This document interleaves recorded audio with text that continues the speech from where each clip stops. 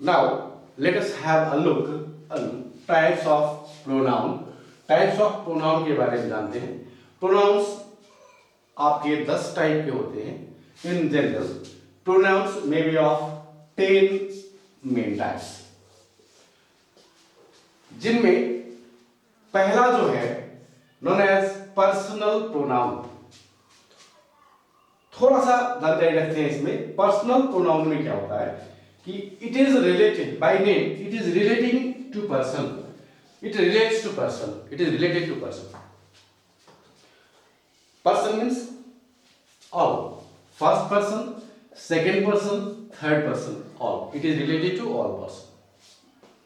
First person pronoun I we, I we. Second person pronoun you. Third person pronoun he, she, it, they, etc. All are known as personal pronouns. Now the second number is reflexive pronoun. In this case, what happens to here? No. Affect of work relates to subject. Means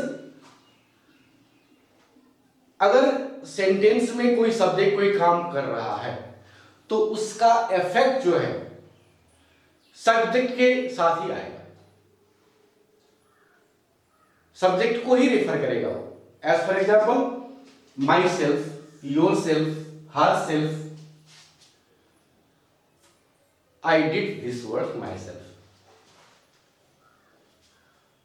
here myself is reflexive pronoun because it is reflexing or it is affecting to me, it is affecting to subject. You can do this word. One is possessive pronoun. Possessive means showing possession, अधिकार व्यक्त करना, अधिकार जताना. If a pronoun is showing possession, then we can say this is a possessive pronoun. And example of possessive pronoun are mine, ours, yours, his. As for example,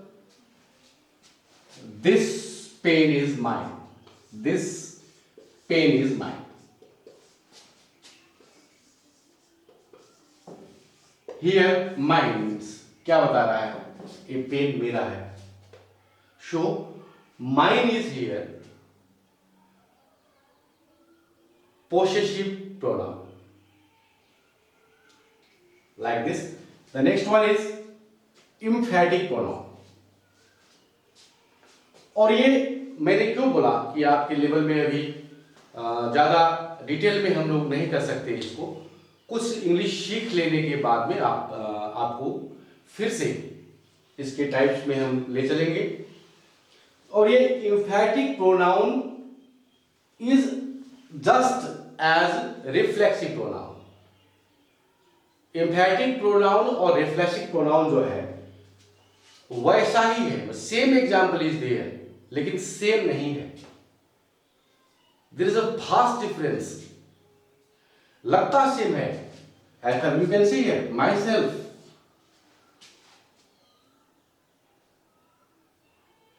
तो यहां क्या हुआ कि ये क्यों, इसमें अगर रिफ्लेक्सिव प्रोनाउन का यूज जो है कोई नाउन और प्रोनाउन को इम्फेसाइज करने के लिए, उसको बल देने के लिए, मतलब उसी में जोड़ दे के बात करने के लिए अगर किया जाए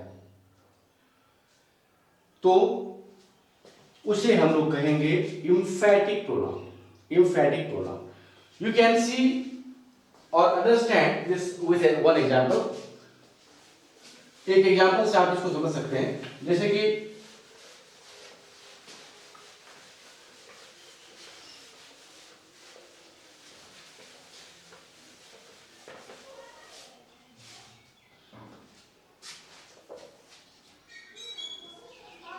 I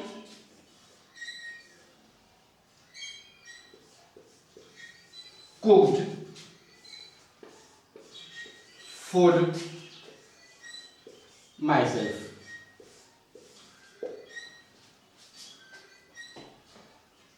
मैंने खाना खुद बनाया. Once again, have a look at this sentence. I cooked food myself. मैंने खाना खुद बनाया. Next sentence. I myself cooked food. और the food भी लिख सकते हैं, कोई डेफिनेट फूड करने के लिए. ऐसे भी गलत नहीं होता. बोथ सेंटेंस का मीनिंग लगभग आपको सेम लगेगा, लेकिन सेम है नहीं. यहां मैंने खाना खुद बनाया, यहां मैंने खुद खाना बनाया. मीन्स यहां माइसेल्फ जो है आई को ज्यादा जोर दे रही है. आई माइसेल्फ किल द टाइगर. मैंने खुद जो है शेर को मारा. लिखने में क्या है, मारना तो दिक्कत होगा. तो ये यहां पे ये इंफैटिक, यहां पे ये reflexive. This is the main difference. ये सोचना, ये समझना होगा. लेकिन आपको अभी सिर्फ टाइप्स याद कर लेने और कुछ एग्जांपल्स जो टाइप से रिलेटेड है, और धीरे धीरे जैसे यूज करते जाएंगे आपको समझ में आ जाएगा कि एक्चुअली क्या है. And next one is demonstrative pronoun. Demonstration, you know, demonstration means to show, exhibition, प्रदर्शन करना. तो यहां पे क्या होगा कि इसका दिस टाइप ऑफ प्रोनाउन का यूज कहां करेंगे हम लोग? Two point out the object which it refers.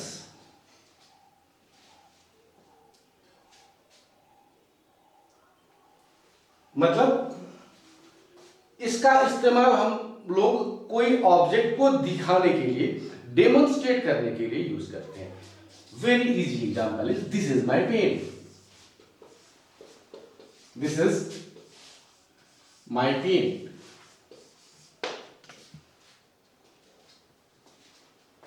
और यहां पे एक चीज मुझे जरूरी लगा बता देना चाहता हूं.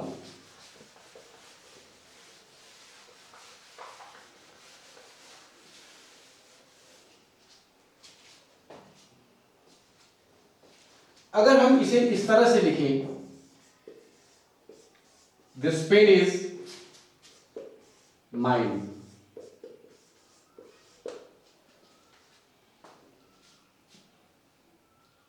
Can you find any difference in this and in this?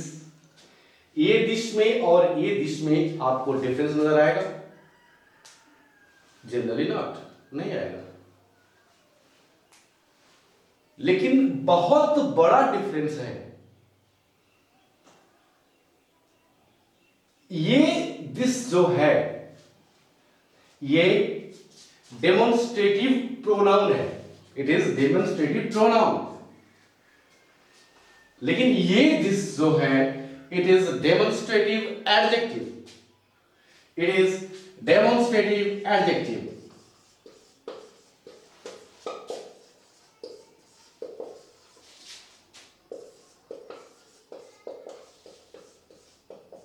ये आपको तब पता चलेगा जब आपको एडजेक्टिव की क्लास करनी होगी. When you will do the class of adjective, then you will know what is this. अभी फिलहाल आप यहां समझिए कि ये this, that, those, etc. are demonstrative pronouns. And the next one is indefinite pronoun. Indefinite means अनिश्चित, जिसका निश्चित नहीं है. तो इसमें होता क्या है कि इस तरह के प्रोनाउन जो है does not refer any person or thing in a particular way. कोई भी पर्सन को या थिंग को एक निश्चित रूप से रेफर नहीं करती, बल्कि इन जनरल वे रेफर कर देती है, इन जनरल वे रेफर कर देती है। As for example somebody has stolen my pen, किसी ने मेरा पेन चुरा लिया है। तो किसी को तो करेगा, कोई ना कोई तो इंसान है ही, बट किसी को पर्टिकुलर नहीं बोला। In general somebody, some, all, some, anybody, like this are the example of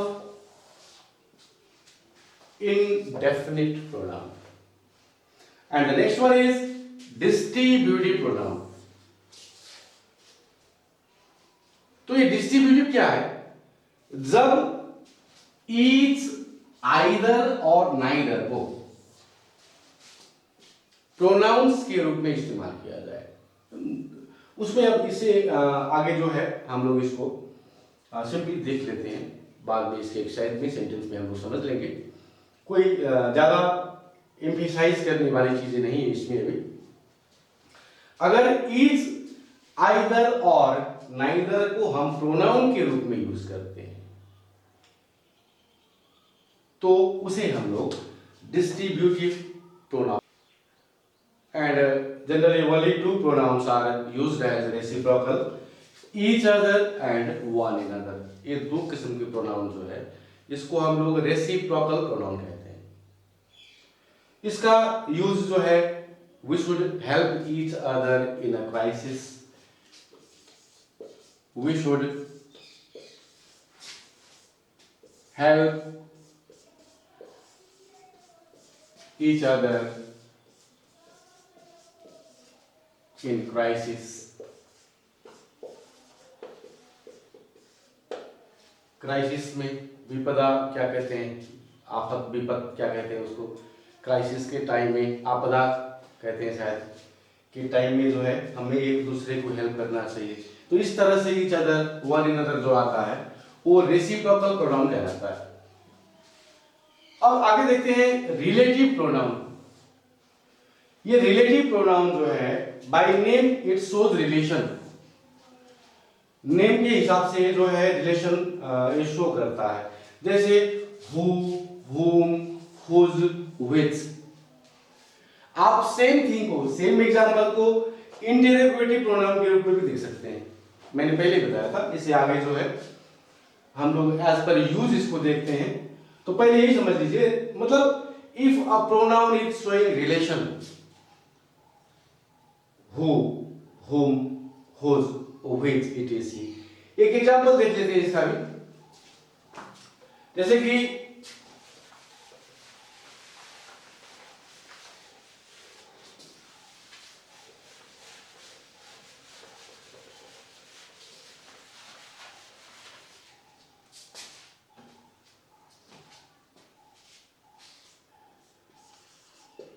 this is the person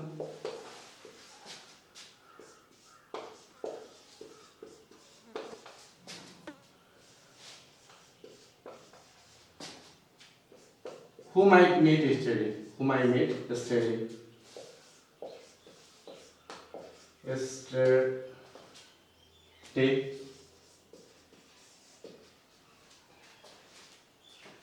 This is the person whom I met yesterday, means ये whom जो है पर्सन और मेरा संबंध दिखा रहा है। इसका मतलब क्या हुआ, ये वही आदमी है जिससे मैं कल मिला था। तो यहां पे whom जो है relative pronoun, because showing relation, relative pronoun के रूप में आ रहा है। अगर सेम चीज, सेम एग्जांपल क्वेश्चन पूछने के लिए आ जाए, to ask the question, then it may be interrogative pronoun. As for example, दूसरा एग्जांपल देख लीजिए। Whom do you want to meet? Whom do you want to meet?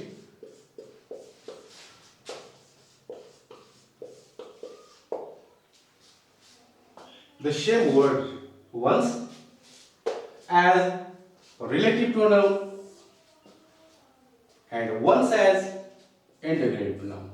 Interrogative pronoun. It depends upon uses. So जैसे ही आने वाले दिनों में इसका use आप करते जाएंगे आपके समझ में आ जाएगा कि ये क्या होता है। इंटरोगेटिव का इस्तेमाल कहाँ करेंगे? Use for asking A question, एक क्वेश्चन पूछने के लिए। जैसे what is your name? What interrogative pronoun. और फिर वही अगर व्हाट योर नेम इज कर देंगे तो व्हाट जो है कुछ अलग हो जाएगा, एडजेक्टिव हो जाएगा। तो ये क्यों होता है, कैसे होता है, वो आगे हम लोग क्लास में देखेंगे। और सबसे बड़ी बात, आज का जो क्लास है उसमें मैंने जो हिंदी वर्ड्स का इस्तेमाल किया है वो आप में से ही कुछ स्टूडेंट्स के डिमांड के हिसाब से है। इन फर्दर आगे जो है हम लोग इसको इंग्लिश टू इंग्लिश ही करने वाले हैं। So try to learn English. आप लोग इंग्लिश सीखने की कोशिश करें, मेरा इंग्लिश खराब करने की कोशिश ना करें। और इंग्लिश सीखने के लिए हमेशा यही जरूरी होता है, you have to listen each and everything in English to English. हर चीज को जो है कुछ समय तक के लिए इंग्लिश टू इंग्लिश में ही करें तो you can do it in very easy manner, because English is one of the most easiest language. I have told you several times. Okay, thank you. We will meet you in next class and we will study adjectives at that time.